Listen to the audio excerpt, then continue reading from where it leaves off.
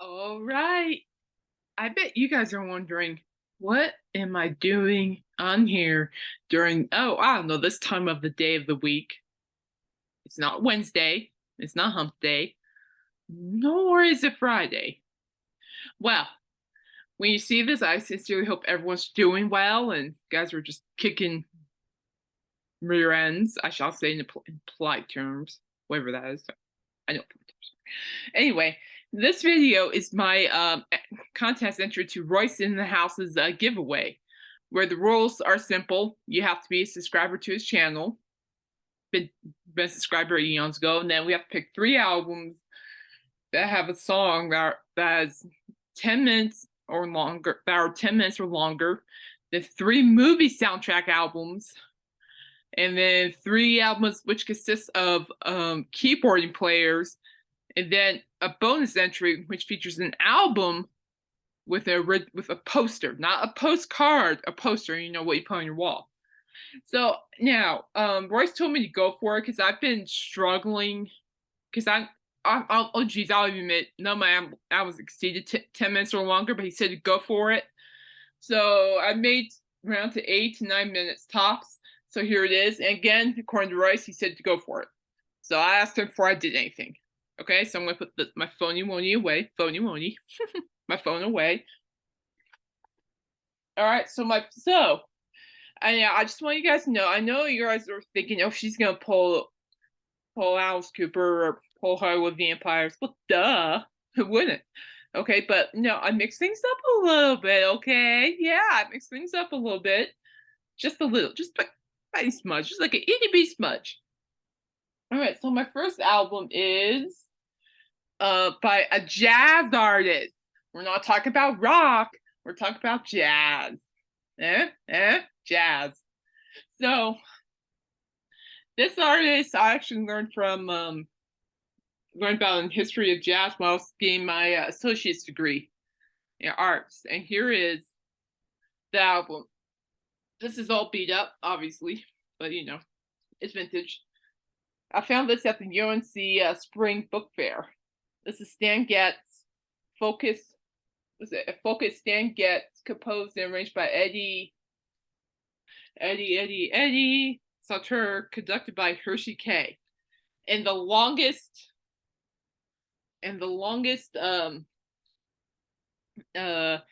on this album is I'm late. It clocks in. What are you whining about? And it clocks in at 8 minutes and 12 seconds, but this is the longest track I have on any of my albums. So I'm late. As a whole, this album is nostalgic. I do like jazz. Actually didn't grow up liking it, but you know, I kind of just fell in love with the genre while learning about it. So there's that. Okay, now we're going a little bit harder. We're going just a little bit harder now. I could easily put this in the movie soundtrack era, but you know, but judging by its length, I'm like, why not? Let's talk about this beauty right here. Personal collection. Purple Rain by Prince. And the song Purple Rain clocks in, thinking about 8 minutes and something seconds. I can't remember to be exact, but Purple Rain is probably the second longest song I have in my collection. Purple Rain, Purple Rain. And this is such a great album overall. And just, I love Prince. I mean, who doesn't love Prince? You know, I mean, this soundtrack, I remember going to Barnes & Noble specifically to get the soundtrack on the day he died, and I got it. So there it is, Purple Rain. It's on black vinyl. There it is. Okay, the title track, Purple Rain. It's a long one. Purple Rain. Okay, let's just face it. The third one I have is actually the longest of them all. Clocks in at 9 minutes and I think 12 seconds to be exact. And this is actually by one of my favorite singers. We all know who it is. I listen to him every 5 hours, Monday through Friday, and I enjoy it every single minute of it. He knows it. I'm talking about the one and only Alice Cooper. And the album, so the song Black Juju. Okay, so last song from his Love It to Death album, which coincidentally is right here. This is by far one of my favorite Cooper records of all time, right here. And the the song Black Juju is the longest song on the track, 9 minutes and 12 seconds. And I tell you what, that's Black Juju, in my opinion. I don't know about you guys, but Black Juju is probably one of the most underrated songs, not really appreciated, and people should appreciate that. I think it's just me. I think Coop is also one of those artists that people really underestimate a lot of his songs. I mean, there are plenty of songs that people may have heard or forgotten about, may never even heard of. So, but anyway, future podcast episode, maybe next year for his birthday. Not so sure yet. We'll see. But anyway, so Black Juju, love it to death. This is actually original pressing. I found this in Fort Collins, believe it or not. The only used record store nearest me. The second nearest record store is in Boulder. That's 30 minutes. So 30 minutes an hour. All right, now we're moving on to movies. Okay, so my last movie. So I picked an album. It's gonna be a little controversial, but I have facts to back it up. Okay, I do have facts, and dude, the cat, he's here with me, and he specifically told me to pick the album out. But we're gonna pick the album out. Come here, dude. Come here. Come, you wanna come up and say hi to everybody? Come on. Get your booty up here. But anyway, let's start with. Come on. I'm not picking you up. We had this discussion. Sorry. And so the movie I'm gonna pick out, dude, as you, Bubba, is from Mamma Mia 2. Here we go again. And of course, it covers all the classic song. Come on, my dude. Oh, there he is. Say hi, everyone.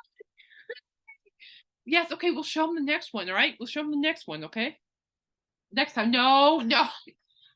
It's, oh, dude. Give me a second, guys. Oh, dude, you're a pain in the butt. Ugh. It's Mamma Mia, Here We Go Again soundtrack on vinyl. And what I like about it is that what y'all don't know about this is the fact that, yes, I love you too.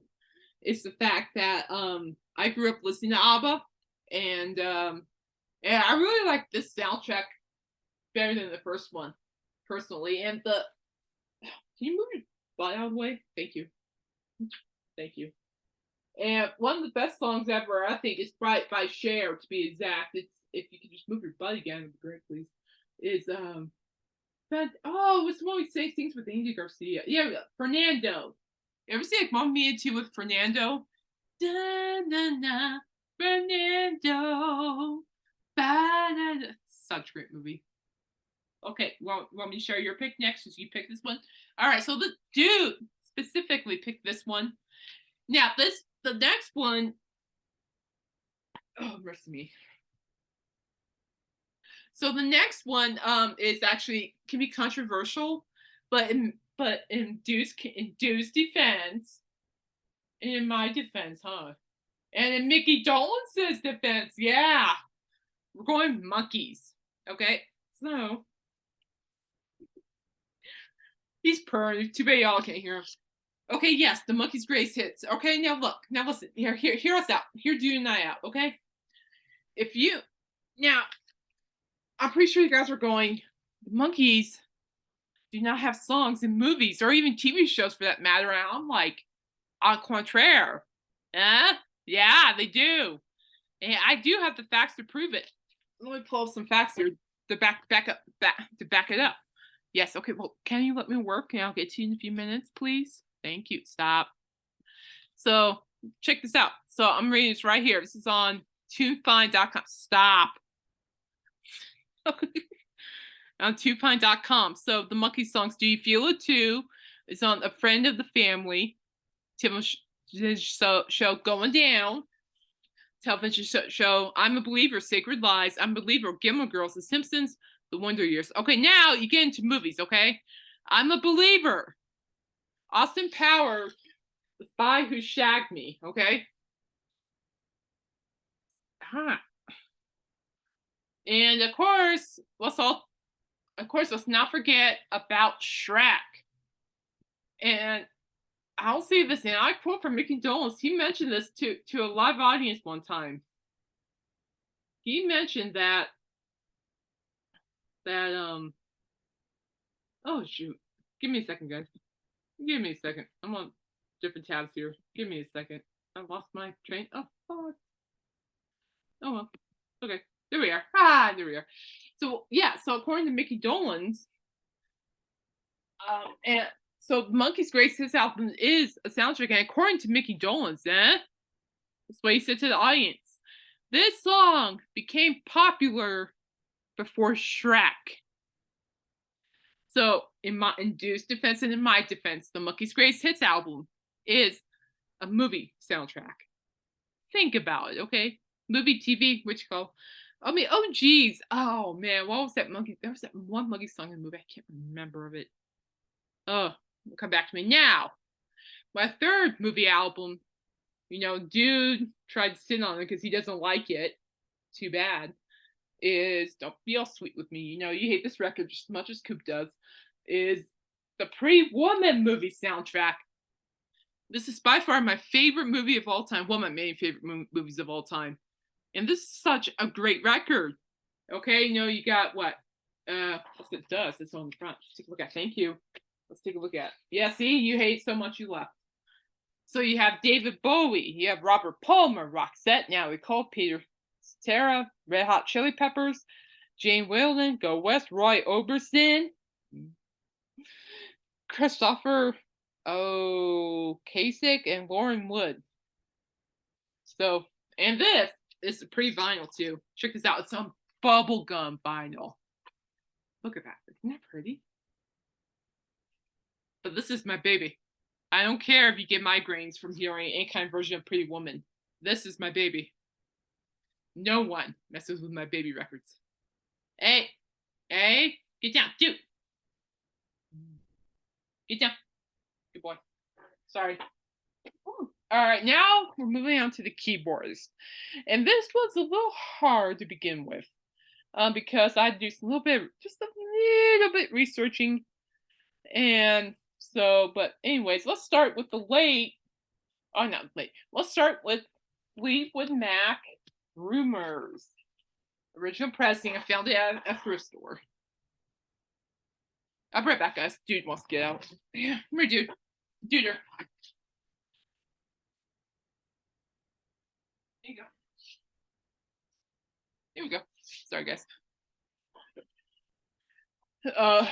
Fleetwood Mac Rumors, okay? And what I like about Rumors is that the late Christine McVie, she, is that how you pronounce her name? Yeah. Christine McVie, yeah.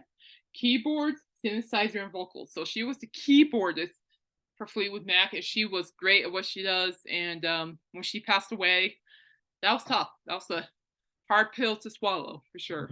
Along with Jeff Beck. Oh, don't even get me started. But yeah, so rest in peace, Christine McVie. Yes, rest in peace, sweetheart. She was the first name that popped into my mind with the keyboardist.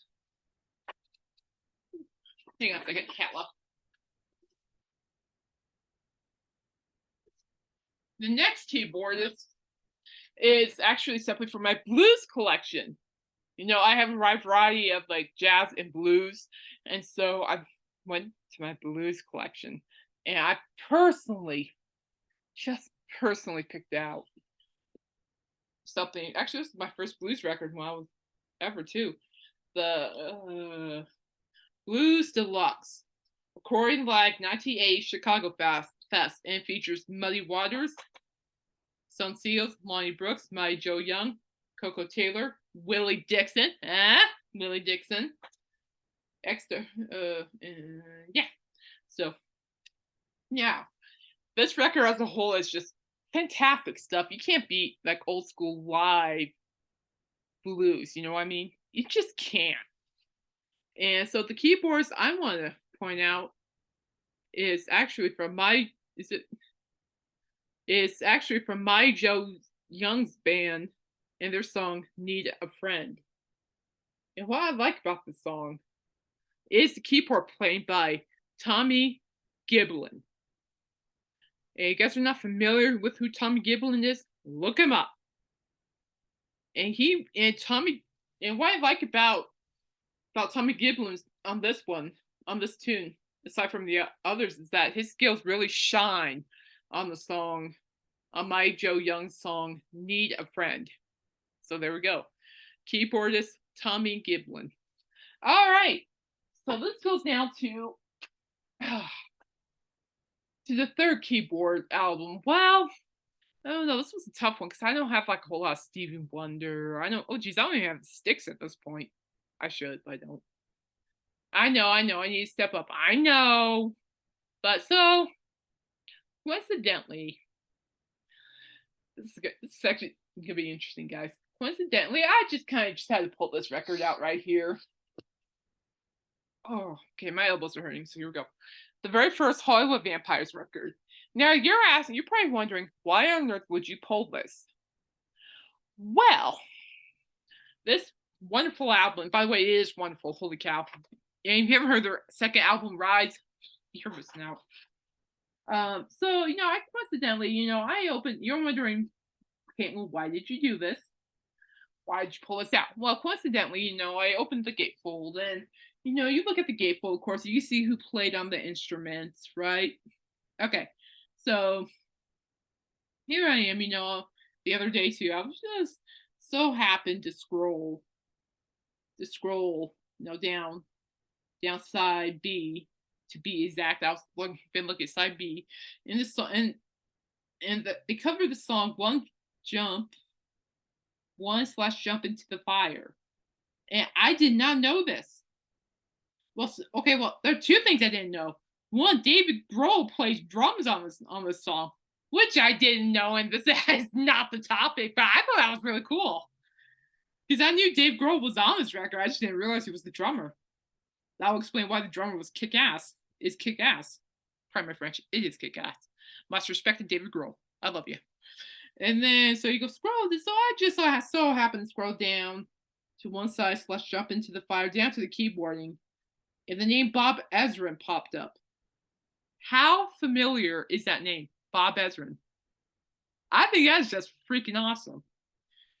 He's like a producer. I mean, he's like a genius in the music world. He really is. He's a genius. That's all I've got to say. And Bruce Wicken, he's also good too. You can look him up too. And I guess since I'm talking about the whole Bob Ezra playing the keyboard thing, which is great because he's produced. I mean, he works with Coop exclusively. I'm like, yeah, I think that's just awesome. It's just, I mean, throughout Coop's history, I mean, even throughout a lot of popular arts history, Bob Ezra really helped produce just killer albums. I mean, just smashing music. So, yeah, so he played keyboards on one slash jump into the fire. Now, I'm just going to add, I'm glad I have this just for as like a reference.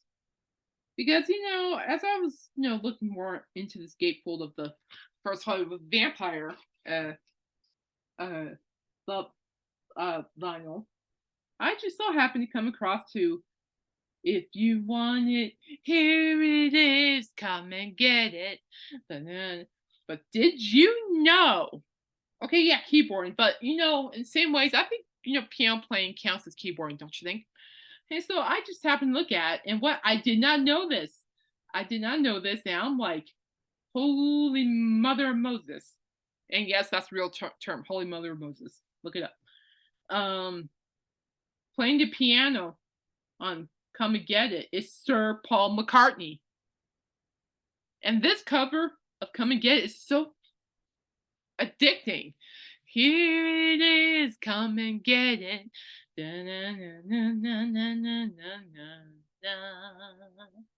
So, yes, I'm dorking out people. Get used to it. When it comes to Coop and Hollywood Vampires and a bunch of other stuff, you bet. And then, so Sir Paul McCartney played piano on the cover of Come and Get It. And then on the cover of One Slash Jump Into the Fire, keyboards Bob Ezrin and Bruce Wicken performed on the tune. So here it is. And if you guys do not have this on vinyl, prices are going up on this, so I'm blessed that I have this regardless. But it's on Spotify. Check it out. Such a great record. All right, so it's their second album, Rise. The Hollywood Vampires and Rise. All right, so now those are out of the way. I do have an album that has the original movie poster, and it's actually by a band that actually about to finish things. And unfortunately, I won't be able to make any of the final performances, and they won't be going back to Cheyenne. And yeah, I'm a little about it, but it's okay. I have Rob and Coop in September, so I'm good. Trust me, I'm good. I'm sold. But we're gonna end things off with a Kiss. The original pressing of Kiss Alive, right here. I got it for my 35th birthday. Now, in order for this to count as a second entry, it has to have the poster. And I did not know this till I got it, till I bought it. I brought it home. I did not know this, but this includes the original poster. Yep, right here, to be exact. The original poster to this album. And according to one of my friends who's a major Kiss fan, all I'm missing are like Kiss stickers or Kiss Army stickers or patches. If I had like the pictures, the patches or the stickers, I would have had a monumental Kiss history on my hands. But I do have part of history, so history. So here it is. So this is the original poster. And I'm very careful. This is the old poster, guys. I mean, it smells old too. So as you can see, and it just says that somebody taped it. So, but it is a poster. So you can see like that. You got like that.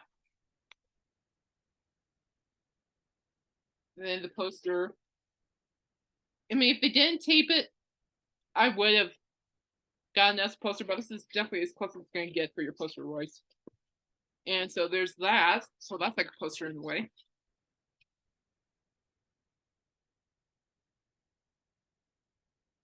Yeah. And then of course it all ends with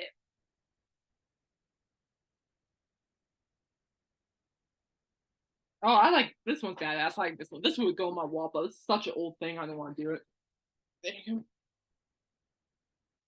Oh, there you go. It's supposedly a poster, but somebody put tape on it, and I'm not taking the tape off. So there you go. Those are my entries for Royce in the House's contest. And yeah, and good luck to everybody. I'm eager to see what everyone else's submissions are. And yeah, so there you go, Royce. Enjoy. See you guys Wednesday and Fridays. Okay. Bye.